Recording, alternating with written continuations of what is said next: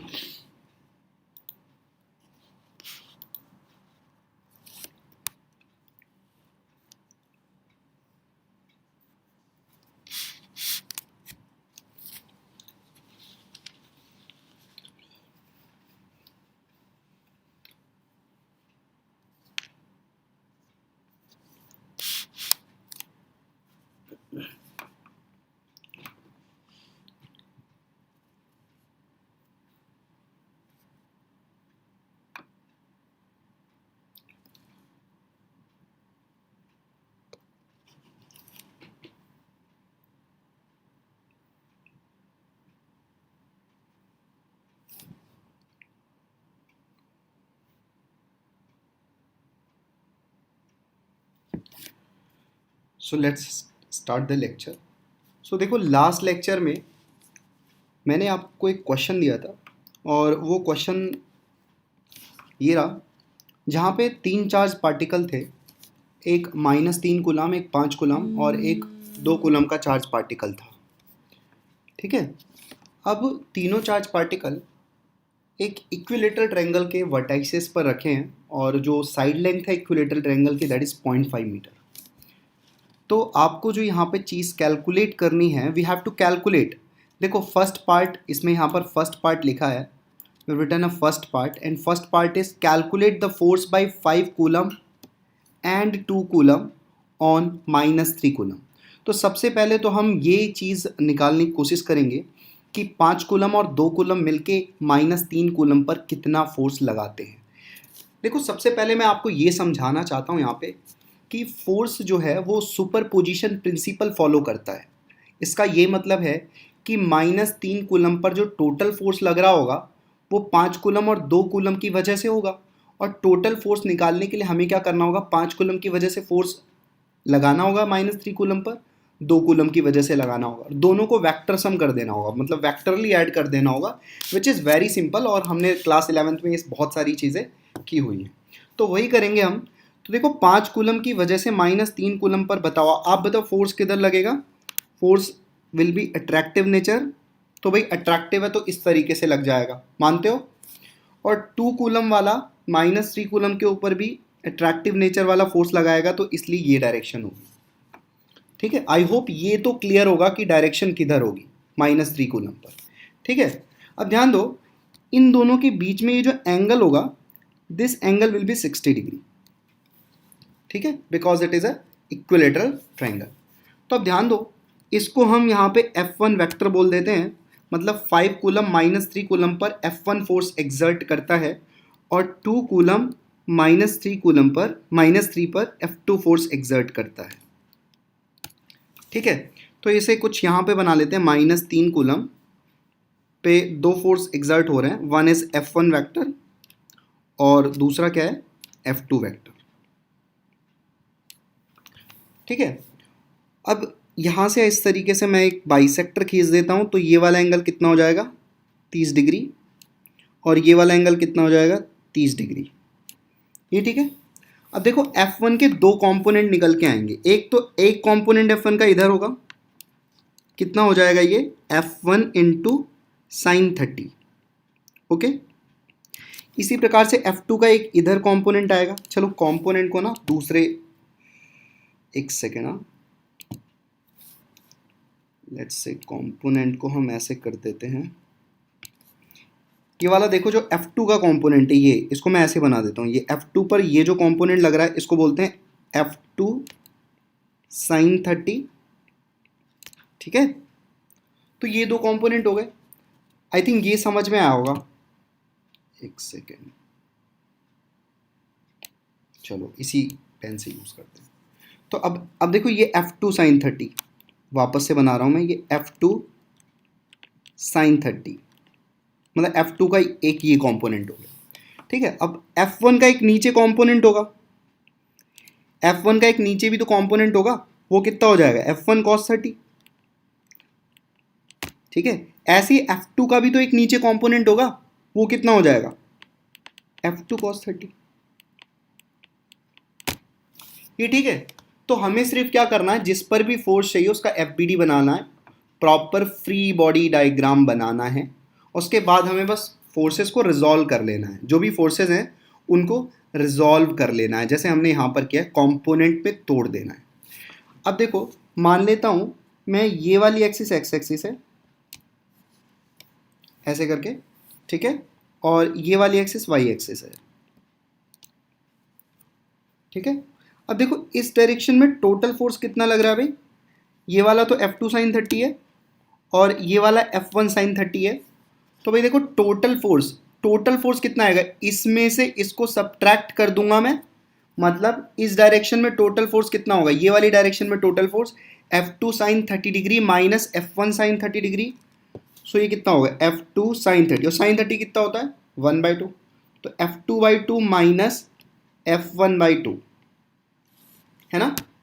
और इस डायरेक्शन में टोटल फोर्स कितना होगा, इस डायरेक्शन में तो लगेगा ही नहीं, मतलब ऊपर वाई एक्सिस पर तो लगेगा ही नहीं फोर्स, क्योंकि दोनों के दोनों जो कंपोनेंट है F1 F2 के वाई एक्सिस के अलोंग, वो दोनों के दोनों कंपोनेंट नेगेटिव वाई के अलोंग है। तो यहाँ पे F1 cos 30 और F2 cos 30 दोनों ही नेगेटिव वाई के अलोंग लग रहे हैं, ठीक है। तो अभी देखो एक तो पॉजिटिव एक्स में आ गया और एक नेगेटिव वाई में फोर्स लगेगा, वो कितना लगेगा F1 cos 30 degree which is √3/2 plus F2 cos 30 degree which is also √3/2। Okay, so अब देखो ध्यान से, जो टोटल फोर्स निकल के आ रहा है हमारे पास वो कितना है भाई, F2 माइनस F1/2 तो इधर लगा, और एक नीचे फोर्स लग गया कितना F1 प्लस F2 इंटू √3/2, नहीं तो भाई -3 कूलम पर टोटल फोर्स का इस तरीके से कुछ पिक्चर हमको दिखेगा जो हमने यहां पर ड्रॉ किया है, ये ठीक है। ओके, तो ध्यान दो,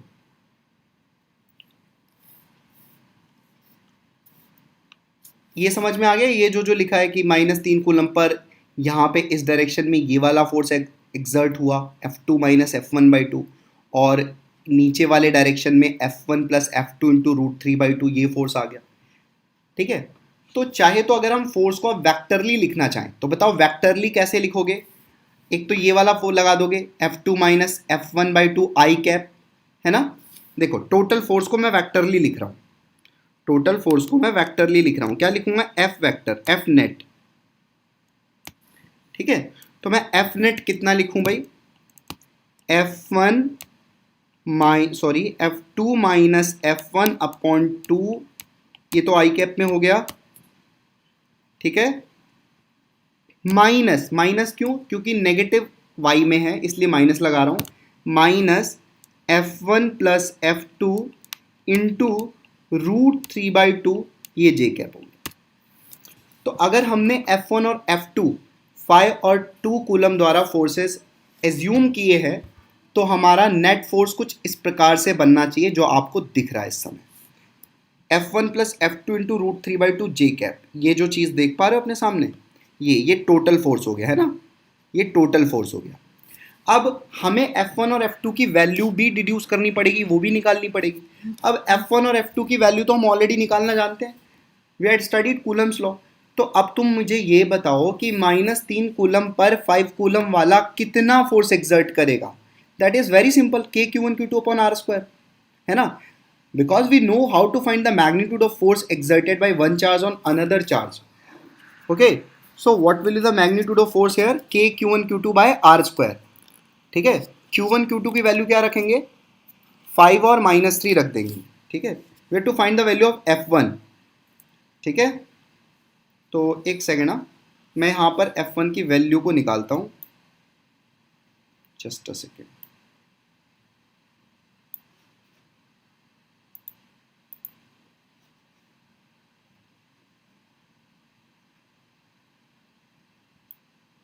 ठीक है, यहां पर देखो, आप ध्यान से समझो.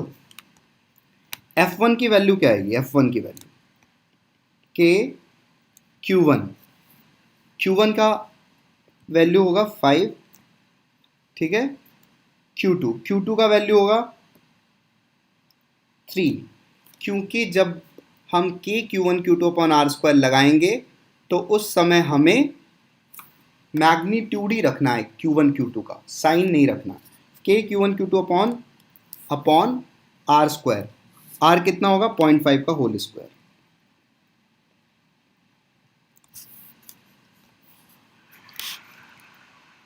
ठीक है, तो ये चीज़ आ गई. अब F2 ऐसे ही निकाल लो. तो अब बताओ F2 कौन फोर्स लगा रहा है? F2 कौन लगा रहा है? 2 कूलम लगा रहा है ना. F2 कौन फोर्स लगा रहा है? 2 कूलम वाला चार्ज लगा रहा है. तो यहाँ पर क्या लिखोगे? K Q1 Q2 upon R square लगाओगे.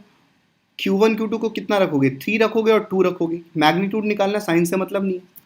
तो यहाँ पे वापस से K इंटू 3 इंटू 2 अपॉन 0.5 का होल स्क्वायर. ठीक है, बात समझे?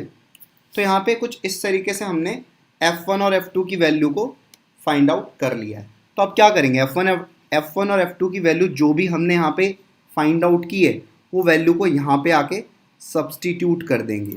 ये देख रहे हो नेट फोर्स की वैल्यू. तो नेट फोर्स की वैल्यू में जो F1 F2 हमने डिड्यूस किया है, ठीक है, उसको यहाँ पर सब्सटीट्यूट कर देंगे. तो अब मुझे आप ये बताओ, इतना सब कुछ हमने किया, क्या Coulomb's law in vector format वाला फॉर्मूला कहीं पे यूज आया? बिल्कुल नहीं आया. आपको क्या करना है? जिस पर भी फोर्स चाहिए उसका फ्री बॉडी डायग्राम बनाना है. ठीक है, देखने कितने फोर्सेज लिखने हैं, जैसे न्यूटन्स लॉज ऑफ मोशन में करते थे. कंपोनेंट करके टोटल फोर्स लिखना है. टोटल फोर्स को वेक्टर में रिप्रेजेंट करना, आई कैप जे कैप में, जैसे यहाँ पे किया गया है.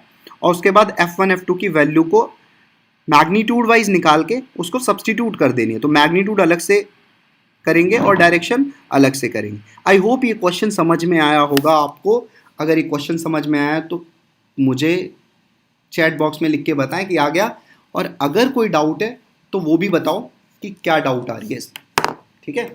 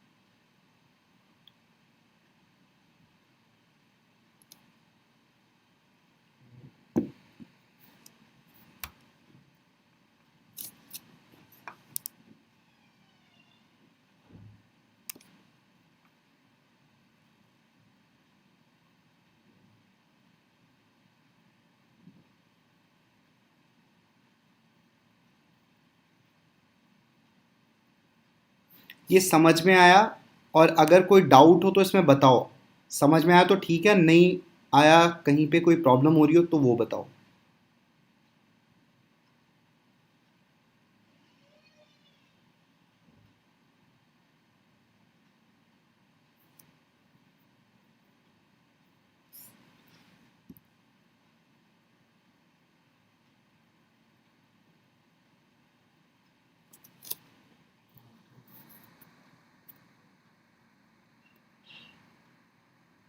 एक बार एफनेट वाली लाइन, एफनेट देखो ना, फ्री बॉडी डायग्राम, पहले तो फ्री बॉडी डायग्राम बनाना आना चाहिए. तो फ्री बॉडी डायग्राम बनाना तो मैं यहाँ पे नहीं सिखाने वाला, क्योंकि फ्री बॉडी डायग्राम अगर मैं यहाँ पे बनाना सिखाने लगा तो फिर ये चैप्टर तो ये यहीं पर पढ़ा रह जाएगा, और आज हम न्यूटन्स लॉज ऑफ मोशन के लिए रिवीजन करने के लिए मैंने बोला है, तो वेट फॉर दैट। अब यहाँ पे फ्री बॉडी डायग्राम बनाना सिखा दिया है मैंने ऑलरेडी। लास्ट के 2-3 लेक्चर इलेक्ट्रोस्टैटिक्स के ऑलरेडी पड़े हुए हैं यूट्यूब पर मेरे ही चैनल पे, तो जाके आप देख सकते हो वहाँ पे। अब यहाँ पे देखो दोनों फोर्सेस हमने लगा दिए, तो दोनों फोर्सेस का कंपोनेंट, अब देखो कंपोनेंट करने में आपको अगर कोई प्रॉब्लम नहीं हो रही तो कंपोनेंट कर दिया उसके बाद। अब कंपोनेंट कर दिया तो वाई वाली डायरेक्शन में जो जो फोर्सेज है उनको अलग लिख लो, और एक्स वाली डायरेक्शन में जो जो फोर्सेज है उनको अलग लिख लो। ठीक है, उसके बाद एक्स वाली डायरेक्शन के टोटल फोर्स में आई कैप लगा दो, वाई वाले फोर्सेज में टोटल फोर्स में जे कैप लगा दो। सिंपल सी इतनी बात है, एफ नेट यही कैलकुलेट किया है। फ्री बॉडी डायग्राम बना के कंपोनेंट करके एक्स में अलग फोर्स रखो, वाई में अलग रखो, एफ नेट लिखो, आई कैप जे कैप में एक्सप्रेस कर दो।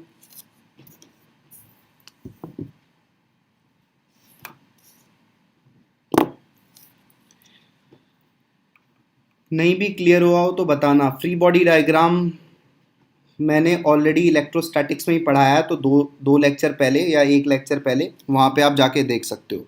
अट्रैक्टिव फोर्स है तो अट्रैक्टिव फोर्स है तो अपनी तरफ खींचेगा ना, तो F1 किसकी तरफ लगेगा? F1 जो है वो 5 कूलम की तरफ लगेगा, और F2 जो है 2 कूलम की तरफ लगेगा, क्योंकि 5 कूलम वाला -3 को खींच रहा होगा, 2 कूलम वाला भी -3 को खींच रहा होगा। तो दोनों जो फोर्सेज होंगे F1 F2 वो 5 और 2 की तरफ लगेंगे। वैसे फ्री बॉडी डायग्राम बनाया है। ये दिख रहा है सही से ना? ये एक्चुअली ये जो रेड कलर में लिखा है ब्लैक के ऊपर रेड, दिख नहीं रहा हो तो बताना, फिर कलर चेंज करते हैं, वाइट करते हैं अगर दिखने में कहीं प्रॉब्लम आ रही हो। ऐसा भी हो सकता है तुम्हारा नेट स्लो, नेट वीक हो, इस वजह से भी प्रॉब्लम आ सकती है। तो भी कोई घबराने वाली बात नहीं है, क्योंकि इसके बाद ये वीडियो वापस से पब्लिश हो जाएगी, तो वहाँ से जाके देख लेना, अच्छे से समझ में आ जाएगा फिर। तो यहाँ पे जितना भी समझ में आता है उसको देखो, एटलीस्ट एक्सप्लेनेशन सुनो। एफनेट में सब्सटीट्यूट करेंगे ना? एफनेट में सब्सटीट्यूट करेंगे, बिल्कुल करेंगे। ये देखो F1 F2 की वैल्यू निकाली है ना, कूलम्स लॉ से मैग्नीट्यूड वाइज F1 F2 निकाल लिया, के Q1 Q2 upon are square लगा के, और वापस से F1 F2 को वैल्यू सब्सटीट्यूट करेंगे। हाँ, मैंने सब्सटीट्यूट नहीं किया, लेकिन आपको तो करना ही है। F1 और F2 की वैल्यू यहाँ पर सब्सटीट्यूट करेंगे Fnet के एक्सप्रेशन में, तभी जाके टोटल फोर्स आपको ऑब्टेन होगा। F1 F2 नहीं रखोगे फिर क्या मतलब होगा? It is just an explanatory solution, not the final solution. To get the final solution, you have to put this value F1 F2 in the expression of Fnet. देखो clear नहीं आ रहा है तो कोई बात नहीं, एटलीस्ट एक्सप्लेनेशन सुनो, कुछ तो समझ में आएगा। और जब ये वीडियो ख़त्म होगी, मतलब लाइव सेशन ख़त्म होगा, देन आफ्टर दैट उसके बाद यही वीडियो पब्लिश हो जाएगी, तो वहाँ से अच्छे क्वालिटी में दिखेगा, तो फिर देख लेना। ओके, वाइट कलर यूज़ कर लेते हैं।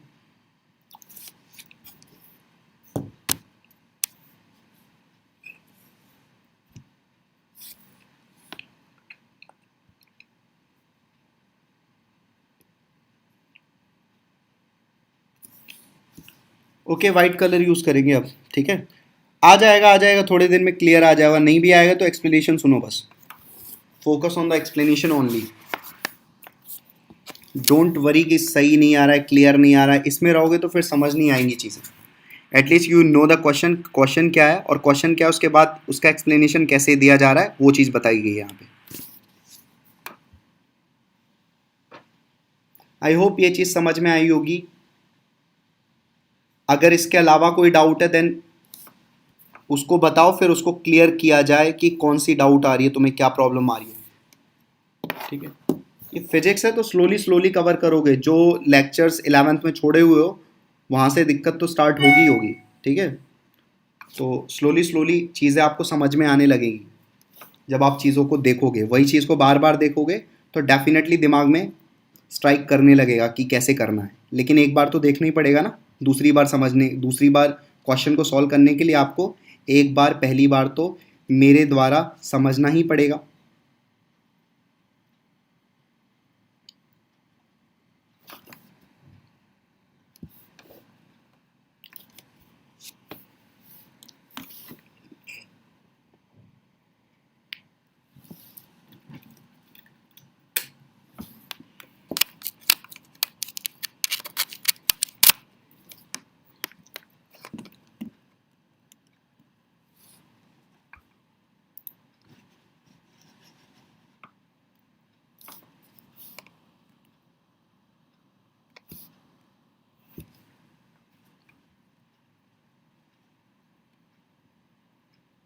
Have you written the solution? Is the solution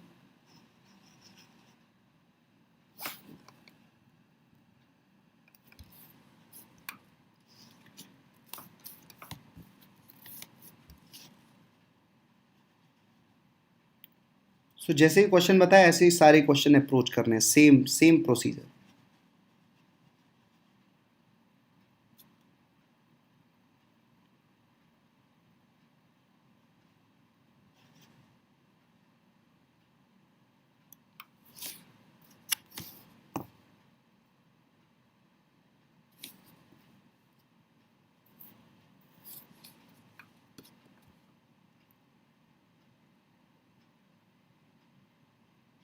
so what is next part? Next part में क्या बोला है? देखो -3 कूलम पर दोनों चार्ज की वजह से, 5 की वजह से और 2 की वजह से फोर्स निकाल लिया. अब मुझे ये बताओ, तुम खुद कैलकुलेट करो. 5 कूलम पर तुमको -3 और 2 कूलम की वजह से, पहले मुझे ये बताओ कि 5 कूलम और 2 सॉरी -3 कूलम और 2 कूलम की वजह से 5 कूलम पर हमें टोटल फोर्स निकालना है. ये क्वेश्चन है मेरा. सेकंड पार्ट मान लो मैंने सेकंड पार्ट लिख दिया यहाँ पर. ये देखो ऊपर सेकंड पार्ट लिख रहा हूँ मैं. ये सेकंड पार्ट है. Find total force on 5 coulomb due to 3 coulomb and 2 coulomb. ठीक है. अब ये क्वेश्चन है, ये क्वेश्चन कंप्लीट करो. मतलब आपको टोटल फोर्स निकालना है 5 वाले पर -3 और 2 की वजह से. सबसे पहले एफबीडी बनाओ इसका.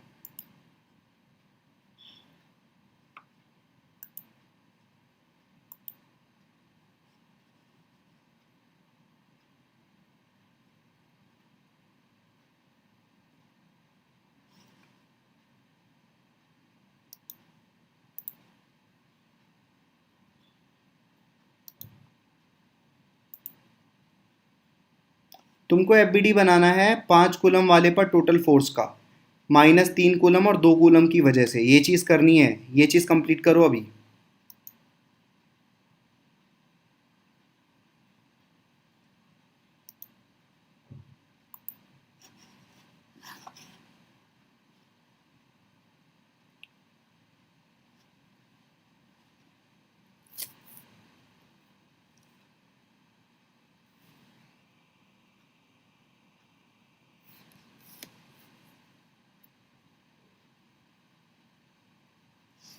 क्वेश्चन समझ में आया?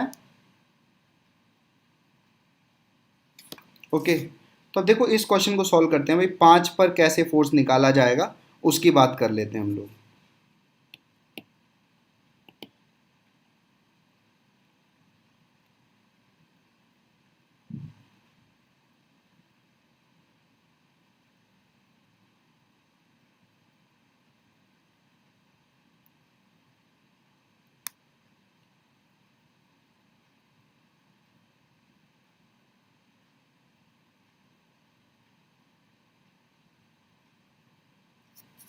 चलो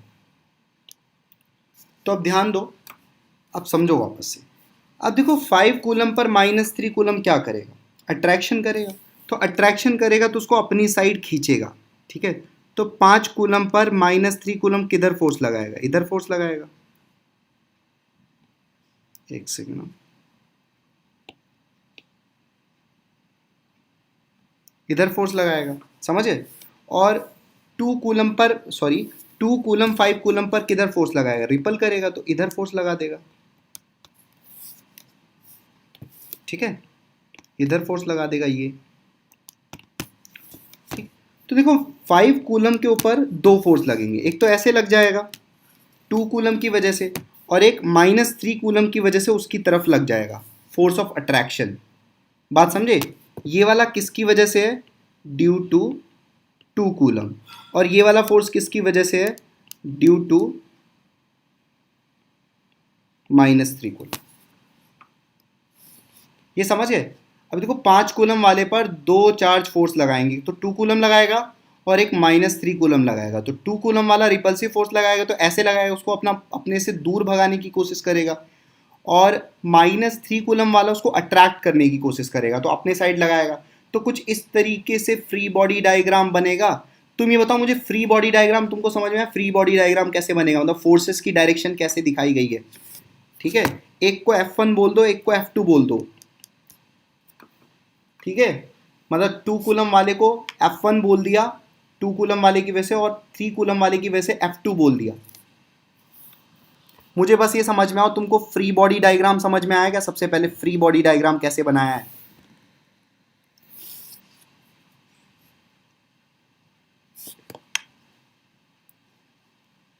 पहले मुझे ये कंफर्म करके बताओ, ये तुमको फ्री बॉडी डायग्राम समझ में आया? 5 कूलम के ऊपर 2 कूलम की वजह से और -3 कूलम की वजह से फोर्स कैसे लग रहा है? सबसे पहले तो ये काम करेंगे हम।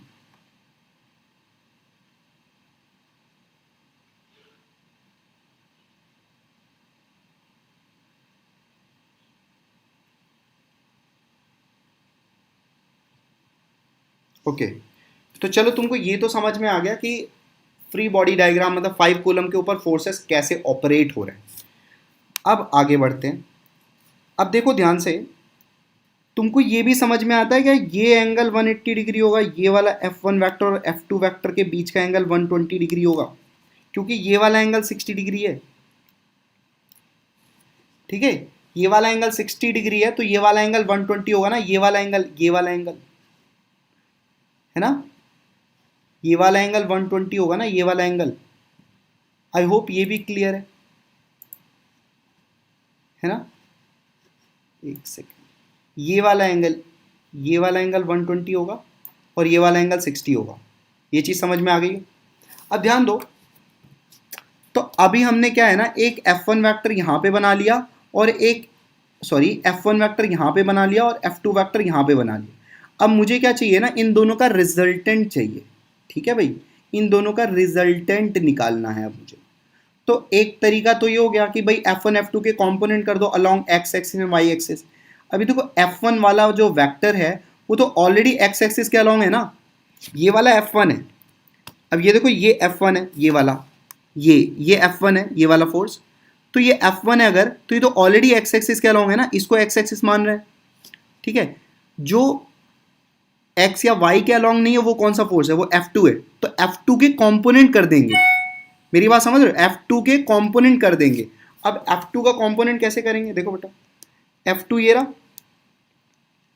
ठीक है,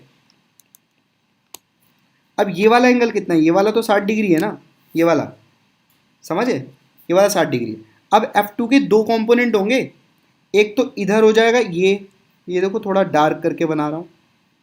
एक तो F2 का ये कंपोनेंट आएगा और एक F2 का ये ऊपर कंपोनेंट आएगा वाई एक्सिस की तरफ। समझे? अब देखो F2 का जो एक्स एक्सिस की तरफ कंपोनेंट होगा वो कितना होगा, F2 cos 60 डिग्री, और वाई एक्सिस की तरफ कितना कंपोनेंट होगा, F2 sin 60 डिग्री। ये समझ गए? F2 के दो कंपोनेंट कर लिए हमने, एक तो F2 cos 60 आ गया, एक F2 sin 60 आ गया, और एक ऑलरेडी F1 है। अब हमें क्या चाहिए, F1 और F2 का रिजल्टेंट चाहिए, मतलब एडिशन चाहिए। तो करेंगे क्या भाई, बहुत सिंपल है भाई, नेट फोर्स निकाल लेते हैं। किसके ऊपर नेट फोर्स निकाला जा रहा है भाई, 5 कूलम के ऊपर। तो अब देखो एक्स एक्सिस की तरफ कुल कितने फोर्स हैं, एक तो ये F2 cos 60 है ना, और एक ये भाई F1 है, लेकिन ये नेगेटिव एक्स एक्सिस की तरफ है। ठीक है, तो टोटल पॉजिटिव एक्स एक्सिस की तरफ कुल कितना फोर्स हो गया, F2 cos 60 भाई 1/2 होता है, माइनस F1 कर रहे हैं। क्यों माइनस कर रहे हैं, क्योंकि F1 है भैया ऑपोजिट डायरेक्शन में, नेगेटिव एक्स एक्सिस की तरफ है।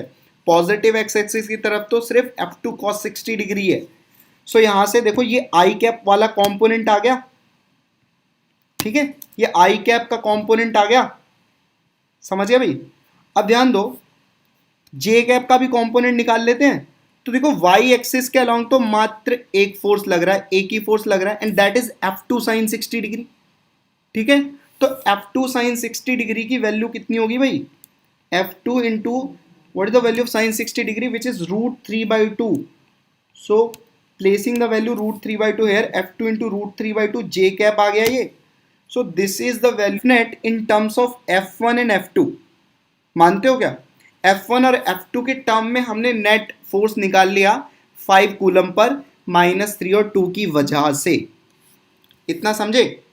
तो अभी क्या करना है, F1 F2 की वैल्यू भी निकालनी है। अब F1 F2 की वैल्यू कैसे निकालेंगे? बस बहुत सिंपल है, K Q1 Q2 upon R square. जब भी फोर्स के मैग्नीट्यूड की वैल्यू निकालनी होगी, you have to apply the formula K Q1 Q2 upon R square, as simple as that.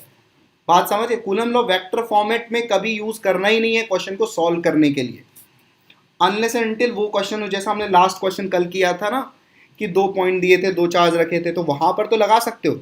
लेकिन जब ऐसे क्वेश्चन आ जाएंगे ना, और जनरली ऐसे क्वेश्चन ज्यादा आते हैं जो अभी मैं डिस्कस करा रहा हूं, ये समझ गए? अब बस F1 F2 की वैल्यू निकाल लें, तो भाई वैल्यू निकाल लेते हैं F1 F2 की। बताओ F1 क्या हो जाएगा, यहाँ पे ऊपर लिख दे रहा हूँ। F1 की वैल्यू बताओ क्या होगी। F1 2 कूलम 5 कूलम के ऊपर फोर्स लगा रहा है, तो क्या लिखेंगे भाई, K, है ना। और दो चार्ज कौन कौन से, 5 और 2 की बातें हो रही हैं, तो K into 5 into 2 upon R square. R square मतलब 0.5 का होल स्क्वायर आएगा, है ना। K इंटू 5, ये देखो K इंटू 5 इंटू 2 अपॉन 0.5 का होल स्क्वायर। थोड़ा लिखने में लैग हो रहा होगा, ठीक है, लिखने में लैग हो रहा है, वो मुझे सामने भी ऑब्जर्व हो रहा है, तो मेरी बातों को सुनो, उसके बाद थोड़ी देर में वो लिखा जाएगा, ठीक है।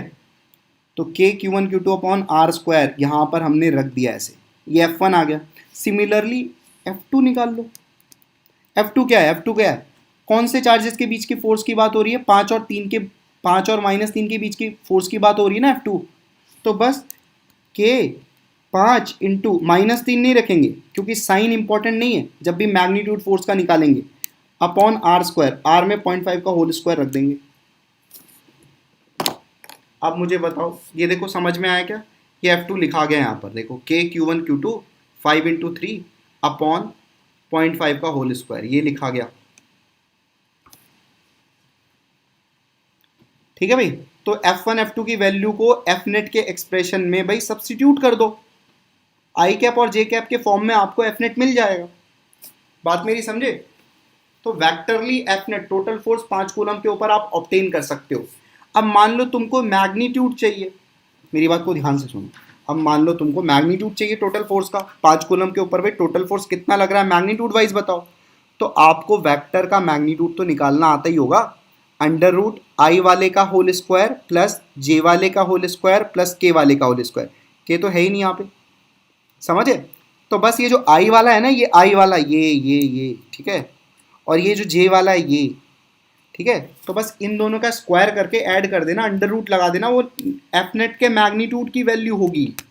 एफ नेट के मैग्नीट्यूड की वैल्यू होगी ये वाला का होल स्क्वायर प्लस ये वाले का होल स्क्वायर। बस ये करना है, करना तुमको खुद ही है। ये सारी चीज़ों को ऑब्जर्व करो, इन सब चीज़ों को आराम से करो। जब आप धीरे धीरे धैर्य पूर्वक करोगे इन सब चीज़ों को, तभी ये सब चीज़ें समझ में आएंगी। फास्ट जाने की ज़रूरत नहीं है, एक एक चीज़ को प्रॉपरली समझो। अगर ये क्वेश्चन आ गया तो ऐसे इससे रिलेटेड न जाने कितने क्वेश्चन कर सकते हो तुम, लेकिन यही नहीं आ गया, यही नहीं आया, तो भागने की ज़रूरत क्या है, फिर तो कोई मतलब ही नहीं निकलने का। तो ये चीज़ समझो, इस क्वेश्चन को समझो, प्रॉपरली नोट डाउन करो, उसके बाद बताओ डाउट कहाँ पे। अगर डाउट नहीं है तो बहुत बढ़िया, ठीक है, और है तो बिल्कुल पूछो, उसको क्लियर किया जाएगा, ठीक है। करो, उसको नोट करो, फिर बताना।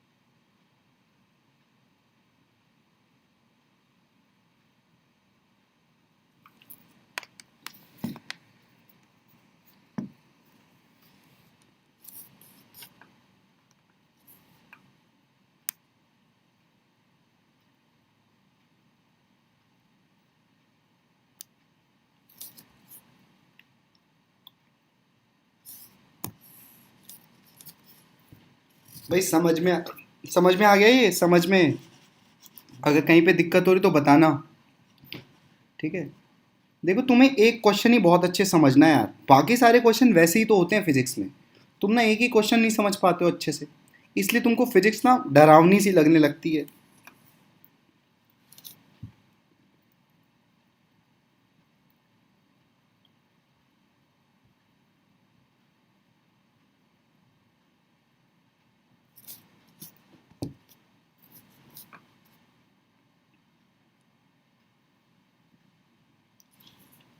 बहुत बढ़िया भाई, समझ में आ गया, बहुत अच्छी बात हो। सब लोग समझो ऐसे।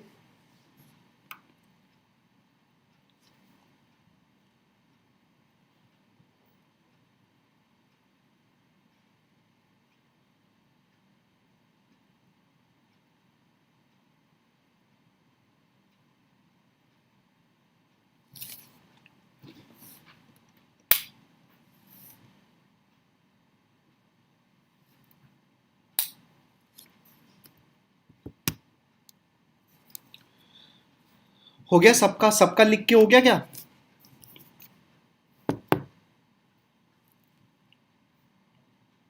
सबने कंप्लीट कर लिया ये?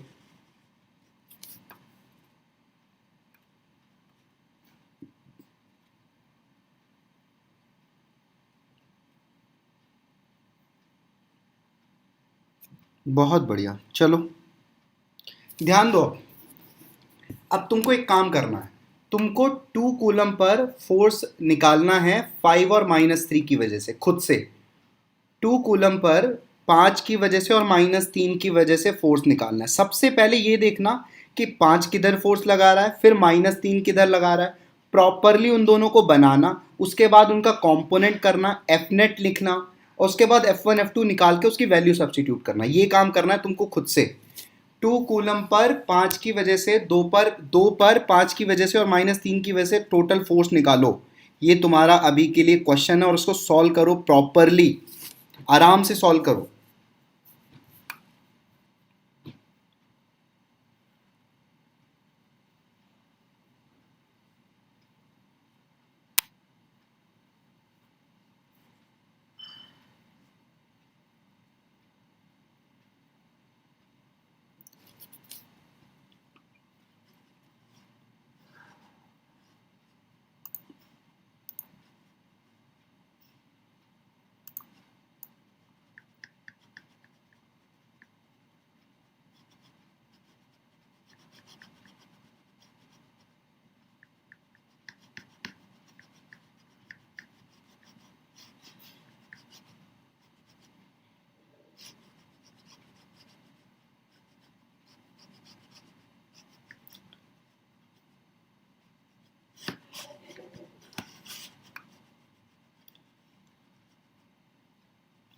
Solve the third part of the question.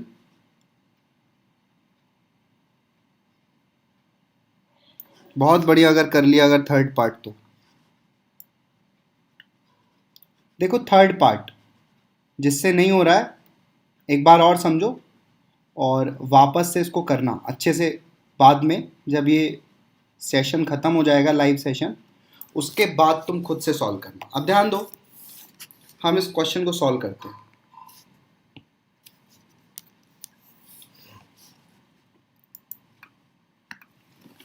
तो अब देखो, हमको 2 कूलम पर फोर्स चाहिए 5 और -3 की वजह से, है ना? तो अब 5 वाला तुम बताओ, रिपल्शन क्रिएट करेगा ना, दोनों पॉजिटिव चार्ज हैं, तो 5 वाले पर तो फोर्स कुछ ऐसे लगेगा, ठीक है? मतलब उसको भगाने की कोशिश करेगा। 5 वाले की वजह से 2 पर फोर्स कुछ ऐसे लगेगा, और -3 उसको अट्रैक्ट कर रहा है, तो अपनी तरफ खींच रहा है, तो अपनी तरफ खींच रहा है, इसका मतलब वो फोर्स कुछ ऐसे एग्जर्ट करेगा, अपने साइड खींचेगा। ये समझे? तो अब इसको वापस से F1 बोल दो और इसको F2 बोल दो। ये सबसे पहला काम होना चाहिए। कौन सा चार्ज किधर फोर्स एक्सर्ट कर रहा है उसको लिखना है, और उसके बाद उसको नेम कर दो कि भाई F1 कौन सा है, F2 कौन सा है, ठीक है? अब वापस से देखो, F1 तो ऑलरेडी एक्स एक्सिस के अलॉन्ग है ना, F2 के कंपोनेंट करने की जरूरत है। तो ये वाला एंगल कितना है? ये वाला एंगल 60 डिग्री है। तो देखो F2 ये रहा, तो ये वाला एंगल 60 डिग्री है ना, तो F2 के दो कंपोनेंट आएंगे भाई, this should be F2 cos 60 degree and this should be F2 sin 60 degree, है ना भाई, दो कंपोनेंट आएंगे, F2 cos 60 F2 sin 60 आ गया। अब बताओ एक्स एक्सिस में कुल कितना फोर्स है, मतलब F1 और F2 दोनों के मिला के बात कर रहे हैं, एक्स एक्सिस में टोटल फोर्स कितने हैं, एक तो भाई F1 डायरेक्टली एक्स एक्सिस की तरफ लग रहा है और एक लग रहा है F2 cos 60, लेकिन वो नेगेटिव एक्स में लग रहा है, ये देखो। तो टोटल फोर्स हम यहाँ पे F नेट लिख रहे हैं, ठीक है। तो F नेट कितना आएगा एक्स एक्सिस में, तो एक्स एक्सिस में कितना, F1 माइनस करेंगे F2 cos 60 को, ठीक है। तो ये आ गया आई कैप, ये समझ गए। अब देखो y एक्सिस में तो एक ही फोर्स लग रहा है, सिंगल फोर्स है, दैट इज F2 sin 60, तो बस प्लस F2 sin 60 जे कैप, इतना कर देंगे। अब यहां से आपको F1 F2 तो आप निकाल ही लोगे, F1 को कितना लिखोगे, F1 is equals to K Q1 5 Q2 2 upon R square which is 0.5 का होल स्क्वायर, बात समझे। ऐसे F2 निकाल लेना, K 2 इंटू माइनस 3 अपॉन 0.5 का होल स्क्वायर, खुद से निकालना। अब F1 F2, जब F1 F2 निकल जाएगा उसके बाद यहां पर लाके उसको सब्स्टिट्यूट कर देना, ठीक है। cos 60 की वैल्यू भाई 1/2 होती है और sin 60 की वैल्यू √3/2 होती है, तो प्रॉपरली सब्स्टिट्यूट कर दो, आपका टोटल फोर्स आ जाएगा। तो ये तो वेक्टर वाइज टोटल फोर्स आ गया। अब अगर F नेट का मैग्नीट्यूड चाहिए, मतलब टोटल फोर्स मैग्नीट्यूड वाइज चाहिए 2 coulomb per due to 5 and -3, तो अभी क्या करोगे, आई वाले का होल स्क्वायर कर दोगे, अंडर रूट आई वाले का होल स्क्वायर प्लस जे वाले का होल स्क्वायर कर दोगे, ठीक है भाई। चलिए बहुत बढ़िया, समझ में आ गया होगा आपको। ये थर्ड पार्ट भी नोट कर लेंगे कैसे करेंगे, F1 F2 की वैल्यू जरूर सब्स्टिट्यूट करनी है घर पर, ठीक है। आधा अधूरा काम तुमको नहीं करना है, मैग्नीट्यूड भी निकालना है।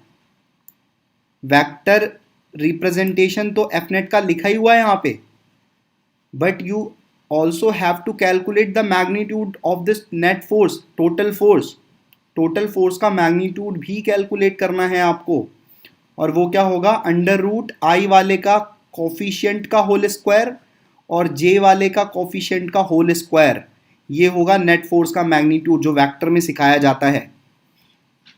आई होप ये सारी चीज़ तुमको समझ में आ गई होगी, अगर समझ में आ गई है तो बोल दो यस, नहीं समझ में आई है तो अपनी डाउट्स पूछो और फिर डाउट्स को क्लियर करते हैं, क्योंकि डाउट्स नहीं छूटनी चाहिए।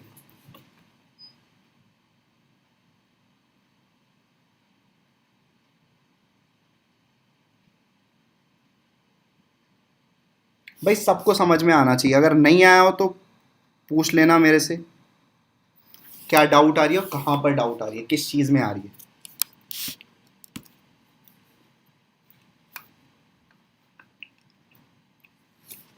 और जो चीज़ें नहीं जान रहे हो आज वेक्टर की, जो आप पहले नहीं जानते थे, तो उनको प्रॉपरली नोट कर लेना भैया। वेक्टर का मैग्नीट्यूड ऐसे निकाला जाता है, ये ऐसे किया जाता है, वो ऐसे किया जाता है, ठीक है। तो अगर समझ में आ गया तो सारे क्वेश्चन जितने भी कूलम्स लॉ से रिलेटेड ऐसे क्वेश्चन आएंगे, सबको इसी प्रकार से अप्रोच करना है, कोई दूसरी अप्रोच नहीं रखनी, समझे मेरी बात। यही एक अप्रोच फॉलो करनी है और इसी से आपके सारे क्वेश्चन सॉल्व होंगे। इसमें कुछ ट्रिक्स भी हैं, वो भी हम आगे चल के डिस्कस करेंगे, बहुत सारी चीज़ें हैं, तो धीरे धीरे सारी बातें होंगी।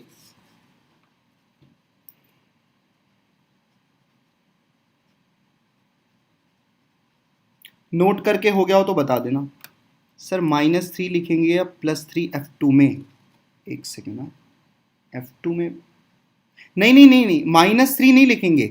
सुनो, यही चीज़ तो मैं तुम लोगों को बता रहा था, जब मैग्नीट्यूड निकालते हैं ना फोर्स का, लास्ट लेक्चर में भी ये चीज़ डिस्कस, जब हम F1 F2 को मैग्नीट्यूड वाइज देखते हैं तो मैग्नीट्यूड निकालने में जो चार्ज का साइन होता है ना उसको यूज़ नहीं करते, मतलब -3 है तो भी हम 3 ही रखेंगे।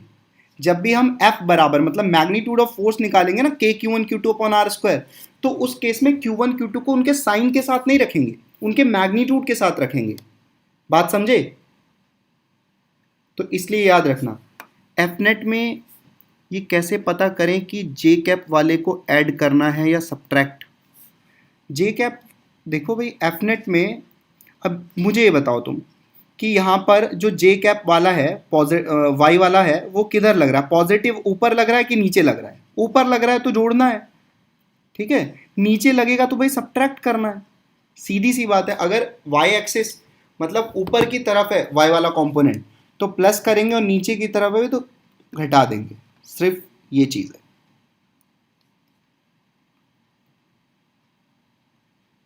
ये समझ में आया? ये समझ में आया अनुष्का -3 या +3 F2 में कैसे लिखा? क्योंकि वहां पे मैग्नीट्यूड वाइज देखेंगे चीजों को, ठीक है।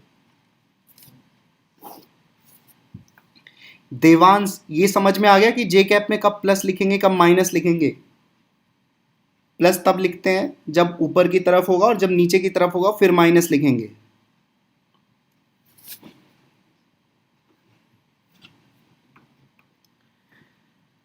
ओके